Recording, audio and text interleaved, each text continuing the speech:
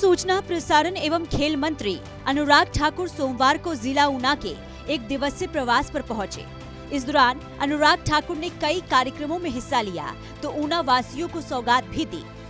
सबसे पहले अनुराग ठाकुर विधानसभा क्षेत्र हरोली के सलहो स्थित अंबेडकर भवन में भारतीय जनता पार्टी द्वारा आयोजित किए गए त्रिदेव सम्मेलन में मुख्य अतिथि के रूप में शिरकत की।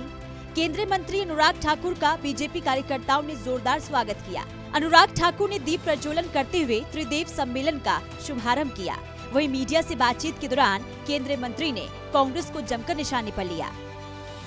जो अपना कुनबा न संभाल पाए, जो लोगों से किए हुए वायदे पूरे न कर पाए और जब उनके चुने हुए प्रतिनिधि जनता के बीच में जाए तो जनता याद करवा रही थी क्या हुआ तेरा वादा।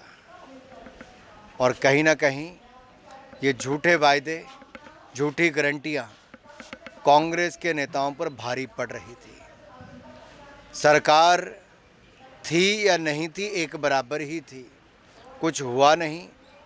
और कहीं ना कहीं ये अनदेखी जनता की जो है वो बहुत भारी पड़ी और ये तो होना ही था, दबाव था।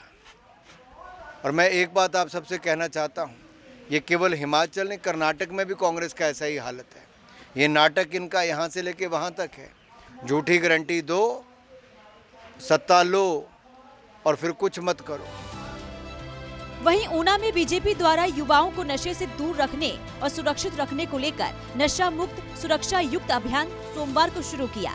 बीजेपी कार्यालय दीप कमल के सभागार में आयोजित किए गए इस कार्यक्रम में केंद्रीय मंत्री अनुराग ठाकुर मुख्य अतिथि के रूप में पहुंचे, जहां विधानसभा ऊना के विधायक सतपाल सिंह सत्ती की मौजूदगी में सैकड़ों कार्यकर्ताओं ने अनुराग ठाकुर का जोरदार स्वागत किया।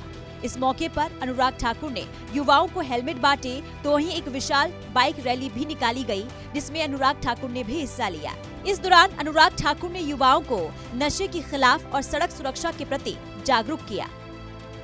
मैं भाई सतपाल सिंह सत्ती जी से बात कर रहा था तो सत्ती जी ने बताया कि कैसे कैसे इस अभियान को ऑनलाइन भी और ऑफलाइन भी चलाया गया और बहुत कम समय के अंदर 7 दिन के अंदर आप 800 से ज्यादा युवा साथी इसके साथ जुड़े।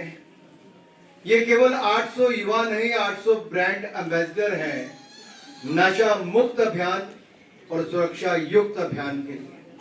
यानी कि सड़क सुरक्षा के लिए भी आप जहां एक और जिम्मेदारी के साथ हेलमेट पहनेंगे, वहीं नशों से दूर रहकर समाज में युवाओं को और स्वस्थ रखने के लिए भी एक बड़ा संदेश देने का बीड़ा आपने उठाया है। इसके लिए मैं आपका बहुत बहुत धन्यवाद करता हूँ, कोटि-कोटि आभार करता हूँ। इधर अनुराग ठाकुर ने हिमाचल प्रदेश की एकमात्र ब्रॉड गेज लाइन पर प्रदेश के पहले रेलवे स्टेशन ऊना से हरिद्वार के लिए सीधी ट्रेन को हरी झंडी दिखाकर रवाना किया। अनुराग ठाकुर ने संतों की मौजूदगी में ट्रेन को हरी झंडी दिखाई। इस दौरान अनुराग ठाकुर ने कहा कि लंबे समय से ऊना वासी इस चीज का इंतजार कर रहे थे कि ऊना से हरिद्वार के लिए ट्रेन की शुरुआत कब होगी और अब इसकी शुरुआत हो चुकी है और ये संभव हो पाया है प्रधानमंत्री नरेंद्र मोदी के नेतृत्व में। बहुत लंबे समय से एक इच्छा थी कि देवभूमि हिमाचल प्रदेश के ऊना से हरिद्वार के लिए ट्रेन चले और सभी संतगण भी यही चाहते थे और इनके आशीर्वाद से और मोदी जी की मंजूरी के कारण माननीय रेल मंत्री जी ने हमें ऊना से हरिद्वार के लिए ट्रेन दी और आज 1:50 पर उसको हरी झंडी दी गई।